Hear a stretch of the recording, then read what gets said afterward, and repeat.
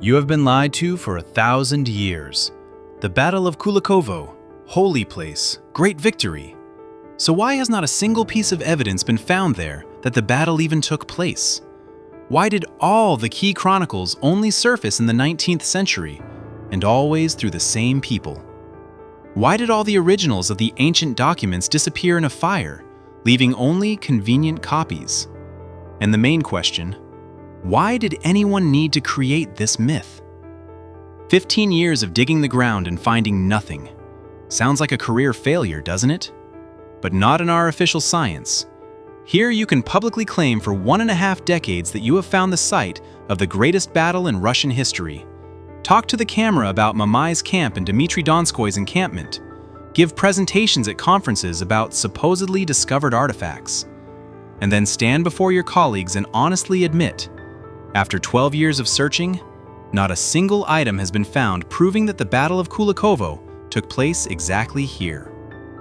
Oleg Dvorachensky, the chief archaeologist of the project searching for the site of the famous battle, the person who was supposed to, once and for all, settle all disputes, to show the world concrete evidence that what was described in the chronicles really happened. And here are his own words at a scientific meeting, which will never be quoted in museum brochures and school textbooks. Not a single artifact in 12 years of work. Dvorachensky's colleague, archaeologist Artyom Pavlikin, former director of the Penza Museum, publicly confirmed these words. He told how Oleg Viktorovich went up at a conference and responsibly admitted before the scientific community that the searches had yielded no results. You have to be a brave person to say that. But these words were never quoted afterward. They did not get into the press. The media did not trumpet them. The Kulikovo Field Museum continues its theme, continues to receive tourists, continues to tell about the great battle. The event itself is important, yes, but the field has not yet been found. That is a fact. Stop for a second. Think about it. They have been digging for 15 years in a place officially considered the site of a grand battle. Thousands of warriors were supposed to have died there. There should have been weapons, armor, equipment, horse remains, mass graves. Any battle of such scale leaves archaeological traces for centuries. But here, there are none. None at all. Imagine a field, grass bent by the wind, an archaeologist's shovel lifting another handful of empty earth. Nothing again. And so, for 15 years. And this does not mean that archaeologists searched poorly. It means that they searched in the wrong place. Or they searched for something that never existed in the form described to us. Or maybe they searched for the wrong war, the wrong event. Because the real history of those years was completely different. The history of a vast empire that European cartographers called Tartaria, and which strangely disappeared from maps precisely at the time when all these convenient chronicles about the Battle of Kulikovo appeared. And now, let's see where the story of this battle actually came from. Let's open textbooks, leaf through scientific articles, and look into historical works. And we will see an interesting detail. The very term Kulikovo battle appears in sources no earlier than the 15th century. But that's still okay. The main thing is different. All without exception, chronicles that mention this battle were discovered or published only in the 19th century. Not in the 15th, when the battle supposedly entered the people's memory. Not in the 16th or 17th, when monks should have been rewriting it in scriptoria, but in the 19th. Moreover, with a very curious temporal attachment, the Rogoski Chronicle, the Simeon Chronicle, the First Novgorod Chronicle of the Senior Recension. All these names sound solid, inspire trust, create a sense of antiquity and authenticity. But the fact remains a fact. They were found and published in the 19th century. Imagine a dusty shelf in a monastery archive, a manuscript that has lain forgotten for centuries. And suddenly, In the year 1812, when the empire is celebrating after the victory over Napoleon, someone finds exactly the document needed for a patriotic revival. A coincidence? And the most interesting part begins when we look at specific dates. The year 1819. The first volume of the Nikon Chronicle is published by the Archaeographic Commission, and in this volume, as part of the general collection, the text of the so-called Extended Chronicle, Tale of the Battle of Kulikovo, appears for the first time. 11 years later, in the year 1830, the tale of the Mamai battle is discovered, another very important source on which all subsequent researchers rely. But pay attention to the context. The year 1812, Russia's victory over Napoleon, national revival, the dawn of Slavophilism, pride in the fatherland. Symbols are needed, historical examples of how Russia had once long ago defeated invaders from the West. And it is precisely at this time, immediately after the war, that the most active search for chronicles begins. And they are found, remarkably timely. Documents that had lain somewhere in dust for centuries suddenly surface exactly when there is an acute political need for them. Coincidence? Maybe. But there are too many such coincidences not to ask the question, who exactly found them? And here emerges a figure without whom our entire official history simply falls apart. Alexei Ivanovich Musin-Pushkin, Ober-Procurator of the Synod, collector of antiquities, a man who stood at the origins of Russian archaeography. It was he who found almost everything that today is considered the foundation of our historical knowledge about ancient Rus. The tale of Igor's campaign. The year 1795. Found by Musin-Pushkin. The Lavrentiev Chronicle. Musin-Pushkin. The Ipatiev Chronicle. The same person. The Tmutarakan stone with an ancient inscription about Prince Gleb. Also him. And dozens of other manuscripts, documents, artifacts, which will form the foundation of official historiography. One person. One collector. He finds everything. He also studies, describes, publishes them. And then a surprising thing happens. The year 1812. The fire of Moscow during Napoleon's invasion. Musin-Pushkin's house burns down completely. His entire collection of antiquities turns to ashes. All originals are lost forever. Only copies remain, which Musin-Pushkin managed to distribute in advance among colleagues and scholars. Try to imagine this picture. The only person holding all the key documents of Russian history in their hands. And all these originals disappear in the fire. Do you see the flame? The fire of Moscow in the year 1812. Smoke over the city. And in this smoke dissolves all true history. The tale of Igor's campaign. The oldest chronicles. Documents that are hundreds of years old. Everything turns to ashes in one night. It is now impossible to verify their authenticity.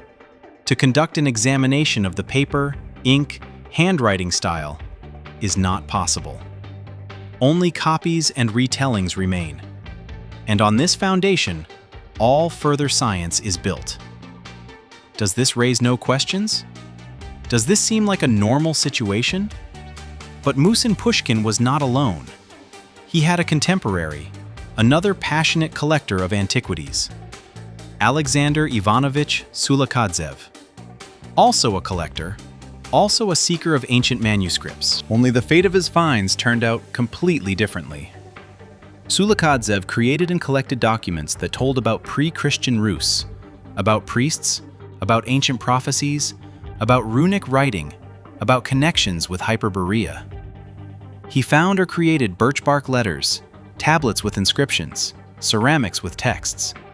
He claimed that birch bark was used for writing long before Christianization, that our ancestors had a developed culture even in pagan times. What did official science do with him? It declared him a charlatan and a forger. The Academy of Sciences of the 19th century categorically rejected the very idea of birchbark documents. Historians believe that literacy in ancient Rus was an elite and church phenomenon. Parchment or paper, yes, these are solid materials. But birchbark? It is a barbaric surface, unsuitable for serious writing. Moreover, birchbark rots quickly and cannot be preserved for centuries in the ground. That was the position of science. And all the birchbark documents that Kulikovo referred to were recognized as forgeries. 130 years have passed, the middle of the 20th century. Archaeologist Artsikovsky leads the Novgorod archaeological expedition. And what do they find? Birchbark documents. Hundreds and thousands of genuine ancient texts written precisely on birchbark. Imagine this moment. The archaeologists' shovel, the damp Novgorod soil. And here it is, birchbark with ancient letters, preserved despite all the statements from the Academy of Sciences that this was impossible. It turned out that the swampy soil of Novgorod perfectly preserves this material. It turned out that birchbark was indeed widely used for writing. It turned out that Kulikovo was right, but he himself had long been dead, and his collections were scattered or lost. His name remained in history as an example of a forger. Meanwhile, Musin Pushkin, whose originals conveniently burned, remained a respected pioneer. Do you see the difference? One was exalted and made a hero of science. The other was trampled and crossed out. But the criterion here is not the truth or falsehood of the findings. The criterion is whose version of history was beneficial to the authorities. Musin Pushkin provided what the empire needed: Christian princes, struggle against enemies, the greatness of Orthodox Rus, liberation from the yoke. This fit into the state ideology. It supported the necessary worldview. And Kulikovo presented a pagan Rus, a developed pre-Christian civilization, a culture that existed long before baptism. This contradicted the official doctrine, according to which Rus was a barbaric land saved by the adoption of Christianity. Therefore, one was canonized and the other was declared a fraud. And the same scheme worked not only with chronicles. Let's take the Tmutarakan stone, the year 1792. On the Taman Peninsula, a marble stone of irregular shape with an inscription was found. The text states that in the year 6576, that is, in the year 1068, Prince Gleb measured the sea over the ice from Tmutarakan to Korchev, 4,000 sajan. Who began to promote this find? Alexei Ivanovich Musin Pushkin. He brought the stone to St. Petersburg and showed it to Catherine II. The Empress ordered it to be brought to the capital for study. Literally a year later, Musin Pushkin was accused of forgery. The content of the inscription seems so incredible. But another influential person got involved in the publication: Alexei Nikolaevich Olenin, the future president of the Academy of Arts and director of the Public Library. Together, they laid the foundation for Russian epigraphy and paleography. Debates about the authenticity of the stone continued until the 20th century, but the authorities accepted it as a genuine artifact. Why? Because it fit very well into the politics of that time. Catherine II was nurturing the Greek project. She was making plans to return Byzantium to the Christian fold, to reclaim these lands from the Ottoman Turks. Crimea had just been annexed to Russia. The Manifesto of Annexation was issued on April 8, 1783, and, very timely, archaeologists discovered the remains of the chronicled Tmutarakan at the site where the stone was found. It was documented that Crimea is ours, that Russian princes were here as early as the 11th century, that we have a historical right to these territories. An excellent archaeological proof appeared at the right moment. The stone was accepted despite all doubts. It was placed in the Hermitage, and copies were made from it for other museums. Today, it is considered the oldest evidence of hydrographic works of ancient Rus, and a vivid monument of the Tmutarakan Principality. Do you understand the scheme? First, a political goal arises. It is necessary to annex territory, to justify claims, to raise patriotism. Then, miraculously, an artifact is found that confirms this goal. Imagine a stone with an ancient inscription. It is being taken to the capital. Scientists argue about its authenticity, but the authorities have already decided the stone is genuine because it is needed, because it proves what needs to be proven. The elite accept it, even if there are suspicions of forgery. The artifact becomes scientific evidence, and after generations, no one asks questions anymore. This is how history is written, not through the study of facts, but through the creation of facts for a predetermined answer. If the truth is so obvious, why do we continue to believe in a fairy tale? And now let's return to the Battle of Kulikovo. Why was this myth created? The year 1812, victory over Napoleon. Russia at the height of glory. National pride on the rise. A historical symbol is needed. An example is needed of how we once, long ago, defeated invaders from the West. And then chronicles appear. The year 1819, the Nikon Chronicle with the story of the battle. The year 1823, an article about the discovery of ancient weapons on the Kulikovo field, published in Karamzin's journal Vestnik Evropy. A coincidence? No. This is a unified campaign to create the needed past. Nikolai Mikhailovich Karamzin at the same time is writing his history of the Russian state. And at the very beginning of the first volume, even before the preface, he places a message to the sovereign emperor Alexander Pavlovich. Quote, "In the year 1811, in the brightest, unforgettable moments of my life, I read to you, sovereign, some chapters of this history about the feat of the hero Dmitry Donskoy.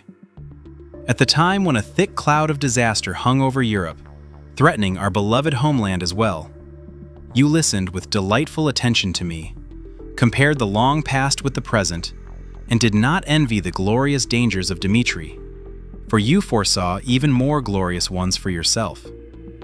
The magnanimous premonition was fulfilled.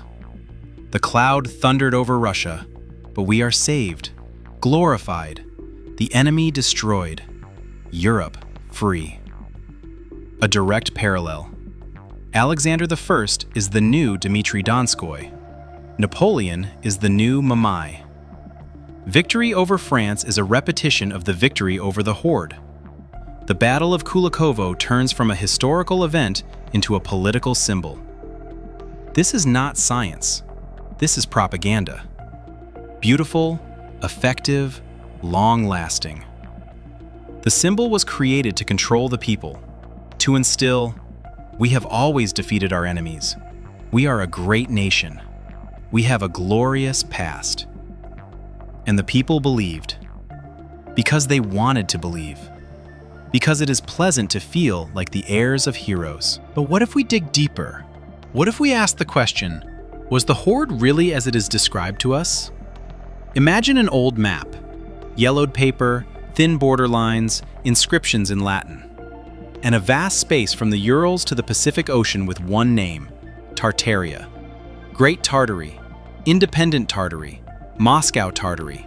Not small principalities, not nomadic hordes, a united empire. European maps of the 18th century are filled with this name. This is not a cartographer's invention. It is a reality recorded by travelers, diplomats, and geographers of that time. A unified empire with developed infrastructure, cities, and trade routes. And then, in the 19th century, this name disappears from the maps. Tartary is erased. Instead, scattered khanates, wild steppes, and nomadic hordes appear. What if the real war was completely different? What if it was a feud within the unified Tartar Empire? A civil war between princes fighting for power within one system. Then the victorious side rewrote history. Allies were called Russians, opponents, Tatars. The internal conflict was turned into a liberation war against foreigners. A myth about the yoke was created to justify their own rise. They made themselves heroes liberators, and their rivals, invaders and oppressors. The scheme is painfully familiar. In any civil war, the victors write history in a way that benefits them. The losers become enemies of the people, traitors, foreign agents. If the whites had won in Russia after the 19th of 17, they would have described the Reds as bands of foreign mercenaries and themselves as saviors of the fatherland. Similarly, after the collapse of Tartaria, the victorious faction described the internecine conflict as liberation from the yoke, and symbols were needed for credibility. The Battle of Kulikovo became one of those symbols. But let's return to the sources. Scholars noticed a peculiarity. Entire blocks from the tale of the Battle of Mamayev are used in the Nikon Chronicle. Sometimes pieces are literally inserted, albeit slightly edited to fit the chronicle form. The problem is that the tale of the Battle of Mamayev is a monument of old Russian literature, not a chronicle, not a historical record, but a literary work. How did literary inserts get into the chronicle? Historians found a way out. They singled out these fragments into a separate work and called it the Expanded Chronicle Tale. They classified it as a chronicle literary text, which supposedly occupies an intermediate position between an official chronicle and a fictional narrative. A clever move.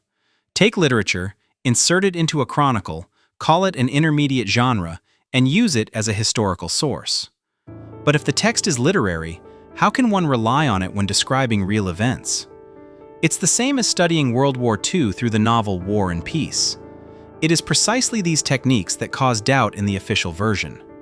Too many inconsistencies, too convenient coincidences, too politicized findings, and too much missing evidence. 15 years of excavations, not a single artifact. All chronicles found by one person, the originals burned down. An inconvenient collector who wrote about something else declared a charlatan. A stone with an inscription that confirms the desired policy, accepted as truth despite accusations of forgery. A literary work inserted into the chronicle, called an intermediate genre and used as evidence. All of this is not a coincidence. It is a system. A system of rewriting history to suit the needs of power. And the Battle of Kulikovo is just one element of this system. One of the beautiful tales designed to hide the truth about what really happened. The truth about the great empire that existed on our lands. An empire whose traces were erased over the centuries. Maps were corrected, names changed, archives burned, buildings demolished, textbooks rewritten. And for each people who remained on the fragments of this empire, their own separate history was created. The Russians were given liberation from the yoke. Other peoples were given their own myths. But all these stories share one thing. They hide a single past. Tired? Want to stop thinking about it? Return to the usual picture of the world, where everything is clear and there is no need to doubt anything. This is a normal feeling. It is easier to accept a ready-made version than to seek the truth among the wreckage of lies. It is easier to be proud of invented heroes than to admit that we do not know the real ancestors. But it is already too late to retreat. We live in a world of rewritten empires. History has become a religion. There are canonical texts that must be believed unconditionally. There are apocrypha rejected as heresy. The criterion for selection is not truth, but benefit. The Veles book and the Chronicles of Musin Pushkin were written around the same time. The only difference is that one was accepted, the other rejected. Because one supported the needed version, the other contradicted it. The Battle of Kulikovo is a symbol of unity, struggle, liberation. But symbols are artificially created. They are molded like statues, and placed in people's minds to control their feelings, their pride, their fears. We were given a beautiful fairy tale about how our ancestors overthrew foreign yoke. But the real history, the history of a united empire, division, civil war, was hidden from us. Because this history is inconvenient. It calls into question the legitimacy of current borders, current states, current power. The absence of artifacts on the Kulikovo field is not a coincidence. It is evidence. They have been digging for 15 years. Nothing. Because the battle, as described in textbooks, did not happen. Or it was a completely different war. A war within Tartaria, between its parts, between the princes of a unified system. But this truth was buried under beautiful legends. Stones do not lie. Megaliths, fortresses, buried cities, uniform architecture, all scream of a single creator, of a civilization that controlled vast territories. It was called by different names: Great Tartary, Scythia, Hyperborea. The names changed, the essence remained. It was an empire, real, powerful, developed. And in the 18th, 19th centuries, its traces were systematically destroyed. Erased from maps, cities renamed, archives burned, buildings demolished, textbooks rewritten. The Battle of Kulikovo is a test of strength. If you are ready to doubt this symbol, it means you are ready to doubt any other. If you see inconsistencies here, you will see them everywhere. And then the real investigation begins. Not blind acceptance of authorities, but critical analysis. Not belief in what is written, but the search for the hidden. History is a weapon. Whoever controls the past controls the future. That is why power fiercely guards its version. That is why inconvenient facts are silenced, inconvenient researchers are ridiculed, inconvenient findings disappear. But the truth cannot be hidden forever. 15 years of excavations without results, that is the truth. Burned originals, that is the truth. Literature passed off as chronicles, that is the truth. Disappeared from the empire's maps, that is the truth. The Battle of Kulikovo is not just a myth about heroes of the past. It is the key to understanding how entire peoples have their memories stolen. How a great empire is cut into pieces and a separate tale is written for each piece. How they make us proud of fiction and ashamed of the truth. But if we are the heirs of that empire we were forbidden to remember, if the blood of the builders of cities that still stand flows in our veins, if the stones of civilization whose name was erased from the maps lie beneath our feet, then we have far more right to ask questions than they have to forbid us from doubting. Subscribe to my channel. Don't forget to click the bell so you don't miss new investigations. Many mysteries and discoveries lie ahead. We will continue to look for evidence, ask uncomfortable questions, explore what official science avoids. Because the truth is always near. You just have to want to see it.